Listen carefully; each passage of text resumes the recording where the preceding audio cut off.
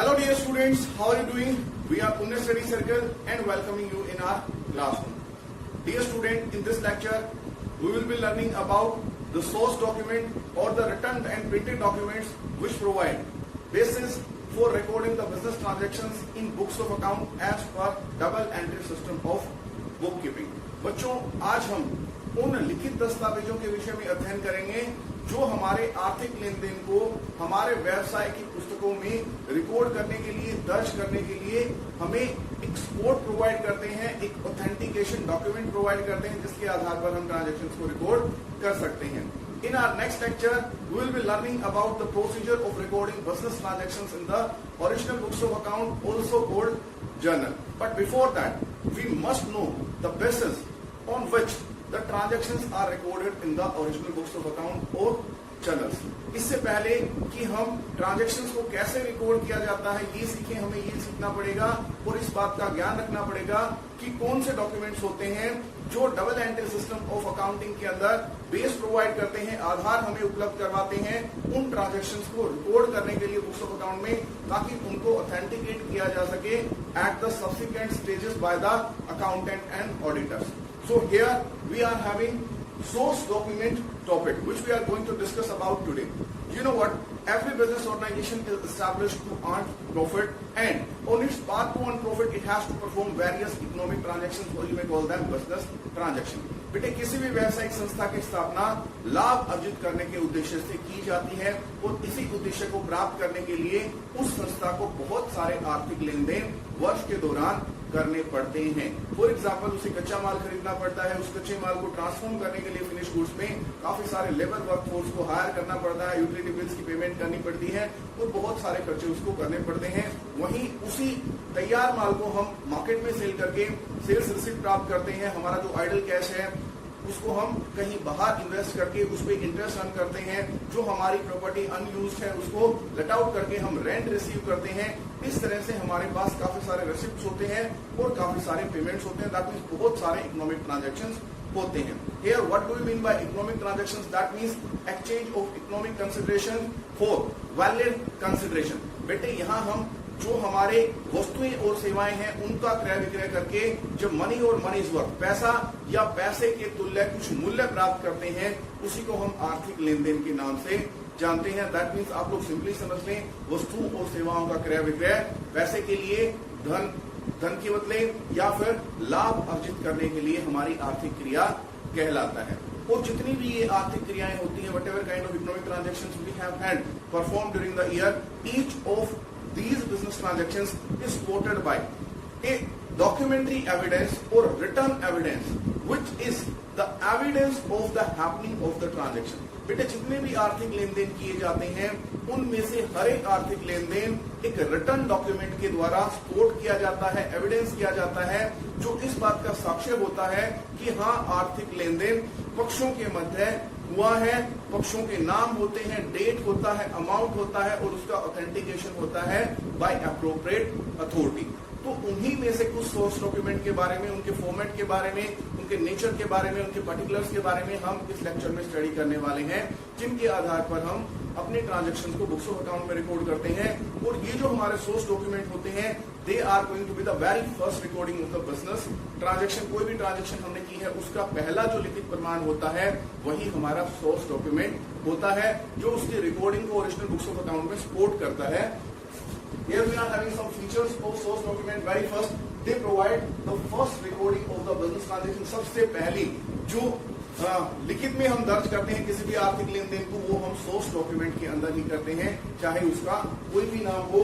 They are return documents. It means वो printed होते हैं, रिटर्न होते हैं, ऑथेंटिकेटेड होते हैं, based for recording in the books of account. जो हमारे बुक्स होते हैं, ओरिजिनल बुक्स ऑफ एंट्री होते हैं, सब्सिडरी बुक्स होते हैं, cash book, sales book, purchase book, उसके अंदर हम ट्रांजैक्शन को तभी रिकॉर्ड कर सकते हैं double entry system of accounting के अंदर, जब उसके लिए हमारे पास कोई return printed documentary evidence available है. Finally they provide details about date, किस डेट में ट्रांजैक्शन हुआ है, उस ट्रांजैक्शन का अमाउंट कितना है, parties, that means buyer और seller कौन है, and the nature of transaction, whether the transaction is related to goods and services or it is related to the buying and selling of assets. मतलब revenue nature का transaction है या capital nature का transaction है, that is also being made clear by the source document. Source document हमें उसकी clarity भी provide करता है. Here we have mentioned name of some of the important source documents which are prepared and did and used by the business entity for recording business transactions and evidencing their happenings. बेटे यहाँ हमने कुछ मुख्य source documents के नाम लिखे हैं जिनके विषय में हम इस लेक्चर में पढ़ने वाले हैं, जो बहुत अधिक मात्रा में बिजनेस ऑर्गेनाइजेशन के द्वारा इस्तेमाल किए जाते हैं. Here I am reading the name of them for you. Cash memo, invoice, paying slip, receipt, debit and credit note and checks. These are the most widely used source documents. There are large many source documents, but they are not as important as these are. Here we are having cash memo. Cash memo is a source document or a printed document which is prepared at the time of executing a cash transaction. Whenever a seller selling goods on cash basis, he prepare cash memo and give it to the buyer. Similarly, whenever any trader buying goods in cash, he gets cash memo from the supplier. बेटे जब भी कोई व्यापारी कोई भी आर्थिक लेन then cash में करता है तो उसके लिए जो सोर्स डॉक्यूमेंट तैयार किया जाता है उसे हम कैश मेमो बोलते हैं. अगर व्यापारी कैश में विक्रय करता है तो वो कैश मेमो बायर को अवेलेबल कराता है. अगर वो कैश के अंदर नगद के अंदर क्रय करता है तो वो सप्लायर से कैश मेमो प्राप्त करता है.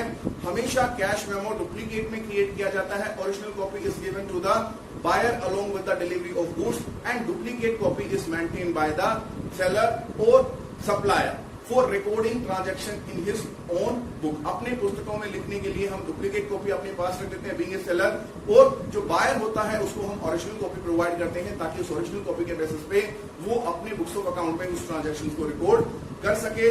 That is called cash memo. Here we have drawn the format of cash memo. Very first you have to write the name and address of the seller. जो सेलर है, विक्रेता है, उसकी company का नाम, उसकी फर्म का नाम या उसके एंटरप्रेन्योरशिप का नाम, उसके जो सोल प्रोप्राइटर कंसर्न्स हैं उनका नाम आपको यहाँ लिखना पड़ेगा along with the address.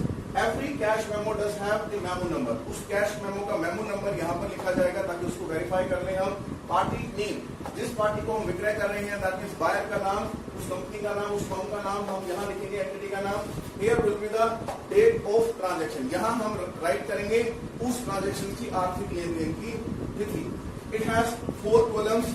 The first column is related to quantity. That means अगर हम एक से अधिक वस्तु खरीद रहे हैं उसकी क्वांटिटी क्या रहेगी. 10-12 वस्तुएं खरीद रहे हैं. For example we are buying electronics goods like LED TV, refrigerator, microwave, oven, iron, etc. So here we have to write the description, name of the goods. Here we have to write the quantity. That means the number in which we are buying. The next column is of the rate per unit. यहाँ पर प्रति इकाई जो हमारी price होती है वो record की जाती है. Then we multiply rate with the quantity in order to arrive at the amount. If any discount is given, cash discount is given, trade discount is given, that is to be recorded here in the description column.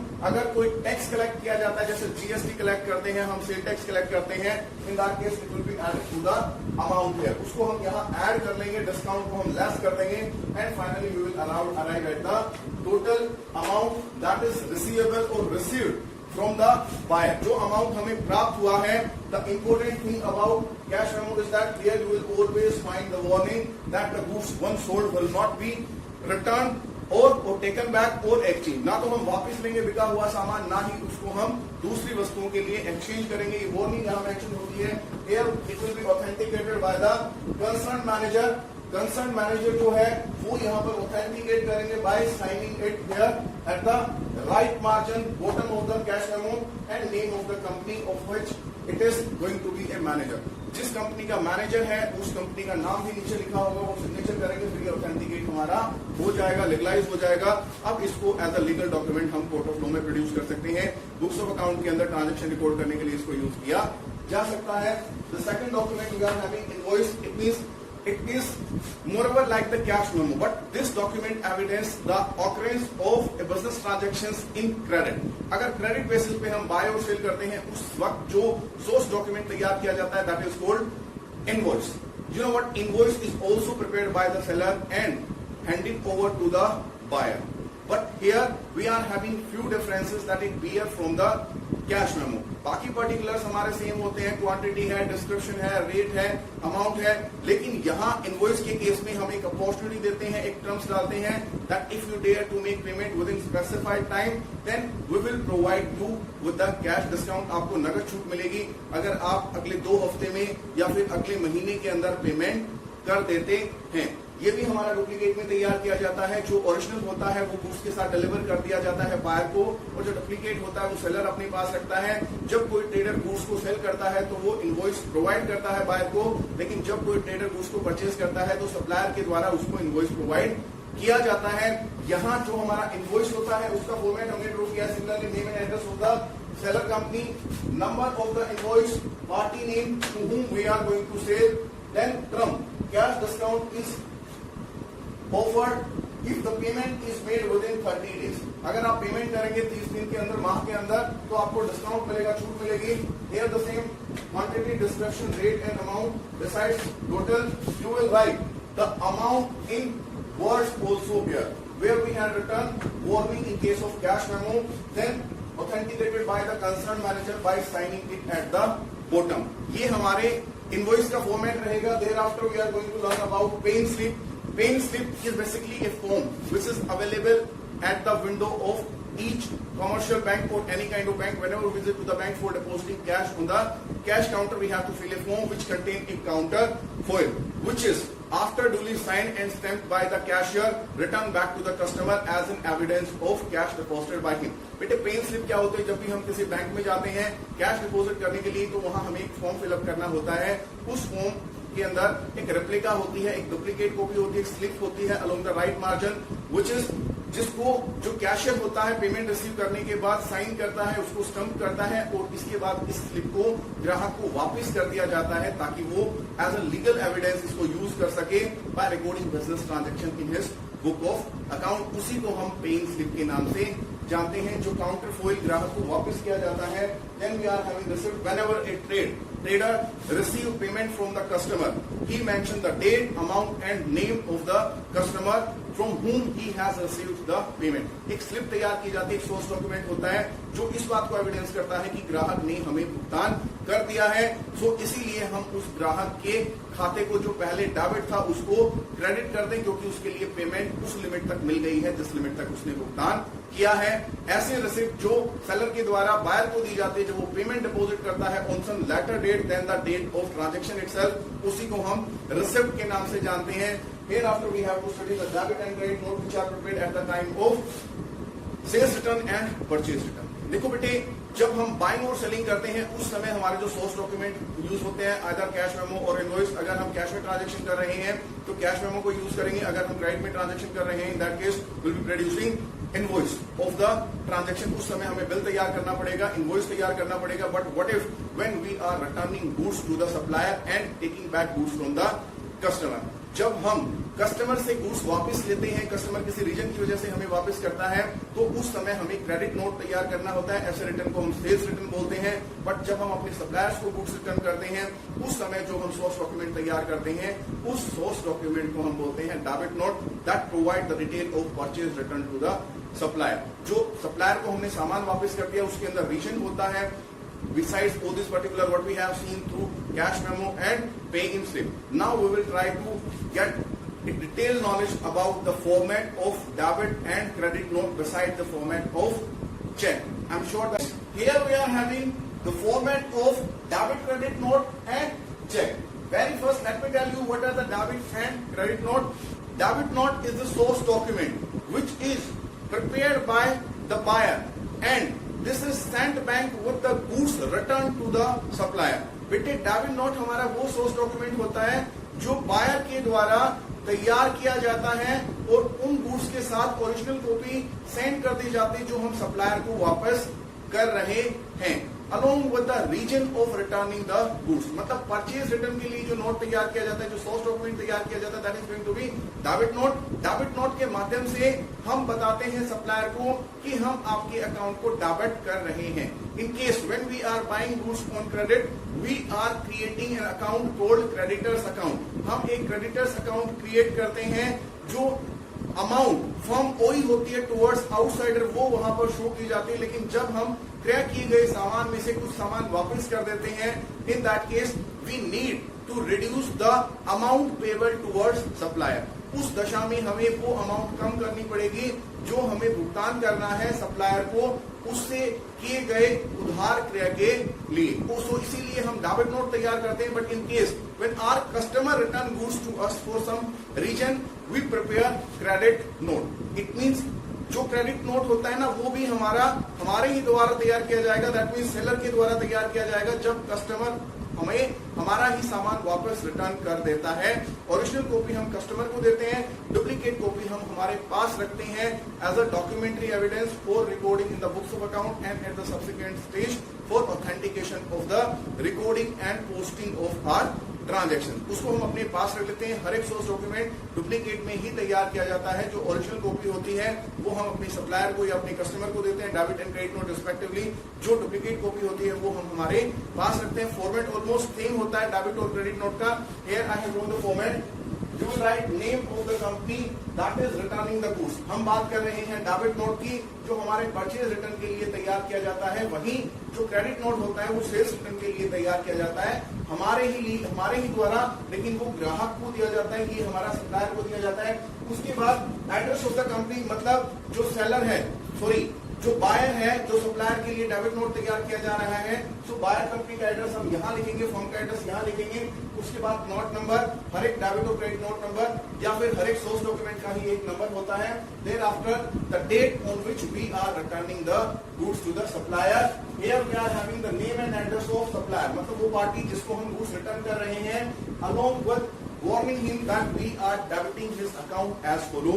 Particulars यहाँ पर दिए मिलेंगे हमें, कौन से goods को हम किस रीजन की वजह से रिटर्न कर रहे हैं और कितना अमाउंट हमारा उन गुड्स की वजह से डेबिट करना पड़ेगा हमें in the account of creditor. यहाँ हम डिस्क्रिप्शन लिखेंगे गुड्स का, हमने कितने सारे रेफ्रिजरेटर्स, कूलर, एसीज वापस किए हैं, और उसके बाद उसका रेशन लिखा जाएगा।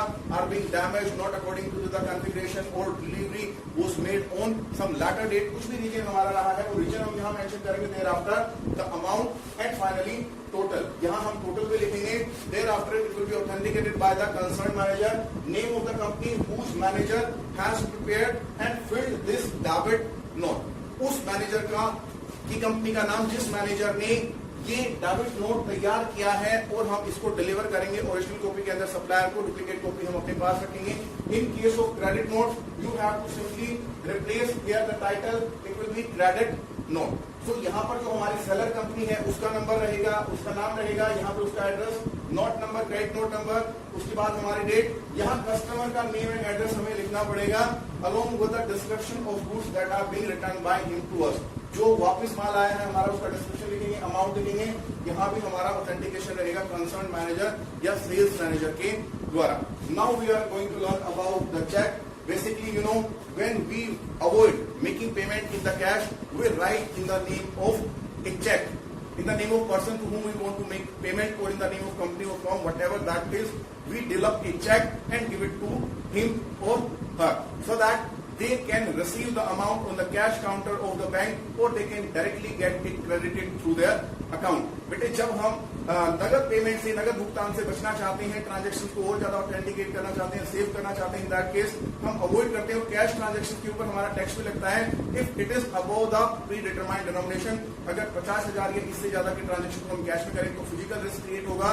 उसके अलावा हमें टैक्स भी पे करना पड़ेगा। इसीलिए जो बिजनेस ट्रांजैक्शन होते हैं, ज्यादातर ट्रांजैक्शन बैंक के थ्रू इफेक्ट करते हैं। हम यहाँ एक सोर्स डॉक्यूमेंट तैयार करते हैं दैट इज कॉल्ड चेक। ये चेक हमारा रिटर्न ऑर्डर होता है to the bank that he must make a specified amount payment either to the payee whose name is mentioned in the check itself or to the bearer of check। या तो ये जो amount है या उस व्यक्ति को दी जाती है जिसका नाम चेक में लिखा हुआ है, या फिर उस व्यक्ति को जो इस चेक को प्रोड्यूस करता है बिफोर द बैंक। ये हमारा चेक क्रॉस चेक भी हो सकता है। क्रॉस चेक भी काफी तरह के होते हैं जो हम अकाउंट में डिपॉजिट करें, केवल कैश में आपको कुछ भी नहीं मिलेगा, या फिर एक कंसर्न बैंक के अकाउंट में ही इसको डिपॉजिट किया जाए। कैश को हम एंडोर्स भी कर सकते हैं, मतलब जैसे ए ने बी को चेक दिया, सो बी के पास अथॉरिटी होती है ही में endorse this cheque provided it is not the cross cheque so जो बी है वो सी को इसको एंडोर्स कर सकता है by writing on the back of cheque that this cheque is being favoured और endorse to the C. C को भी हम, डी को भी, किसी को भी हम कितने भी टाइम्स इसको एंडोर्स कर सकते हैं। हर एक चेक की एक वैलिडिटी होती है। जनरल करंट अकाउंट में हमारी चेक की वैलिडिटी 3 मंथ्स होती है। यहाँ हमने एक प्रोटोटाइप डेवलप किया है, एक ब्लूप्रिंट डेवलप किया है या एक रेप्लिका डेवलप किया है चेक का।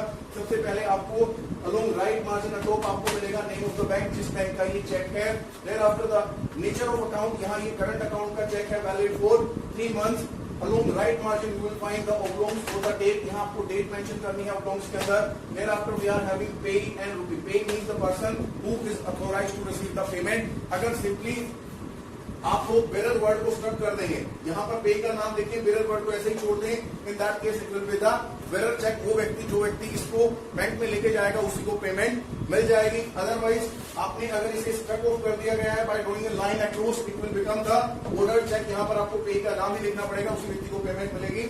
Here you need to write the amount in words. आप वर्ड्स में अमाउंट लिखेंगे, उसके बाद यहाँ आप फिगर्स के अंदर अमाउंट लिखेंगे। Here will be your account number जो ऑलरेडी हमारा प्रिंटेड होता है। Thereafter we are having authorized signature, the name or the signature of the person who is being authorized by the bank to sign the check, so that bank can consider it as written order on the part of customer. At the bottom you will find a strip of check number. यहाँ आपको check number मिलेगा और जो check की replica होती है check number उसके ऊपर भी लिखा होता है along with the name of payee and amount of the check. This is all about the source document, important source document that we have learned in this lecture. Our next lecture is going to be about vouchers, which are the documents which are prepared by the company in its own name, and then on the basis of voucher we record transaction in the books of original entry. जो हमारे source documents होते हैं वो along with voucher हम एक file में chronological order में arrange करते हैं, जिसको बाद में रिकॉर्डिंग के लिए हम यूज कर सकते हैं। वो फाइल हमारी वेरिफिकेशन ऑफ ट्रांजेक्शन्स के लिए यूज की जाती है ऑडिटर्स के द्वारा। आई एम श्योर दैट हमें बहुत अच्छा लगता है, आप लोग सारे के सारे लेक्चर्स को समझ जाते हैं। जैसे ही आप लोगों के कमेंट आते हैं, इतना अच्छा हमारा audience already clear. Our cameraman mister Vikas and this is Gurmat Singh are thanking you cordially.